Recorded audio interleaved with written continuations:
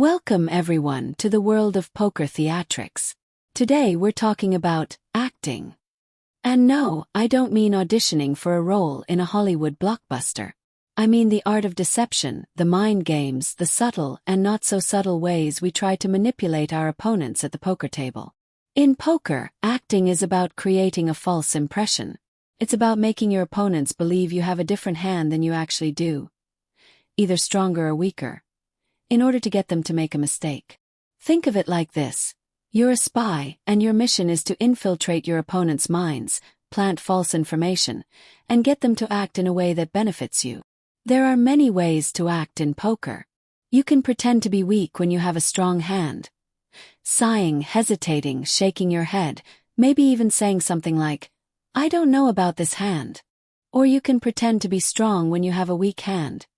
Betting aggressively, staring down your opponents, making confident statements about your hand. You can use the tank, taking a long time to make a decision, even with a simple choice, to make your opponents think you're agonizing over a tough call. You can even use false tells, deliberately displaying a physical or verbal cue that suggests the opposite of what you actually have. And then there are the verbal cues, the things you say at the table. You might make comments about your hand, your opponent's hands, or the board, all in an attempt to influence their perceptions. Your body language, your facial expressions, your hand movements. All of these can be used to convey, or misconvey, information to your opponents. Always sit with a strong, powerful pose, even if your cards are not that great. But acting is a skill. Takes practice, observation, and a good understanding of human psychology. You need to be consistent with your behavior, know your opponents, and avoid overdoing it.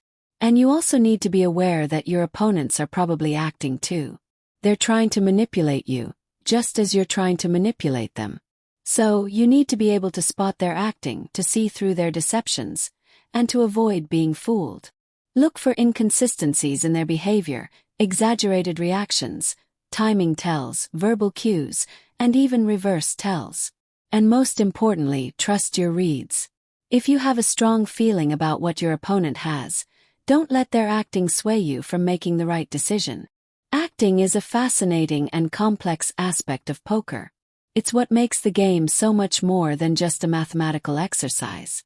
It's a battle of wits, a test of wills, a constant game of cat and mouse. Mastering the art of acting can give you a significant edge at the poker table. But remember, it's just one tool in your arsenal. Don't rely on it too heavily, and always be aware of the risks involved.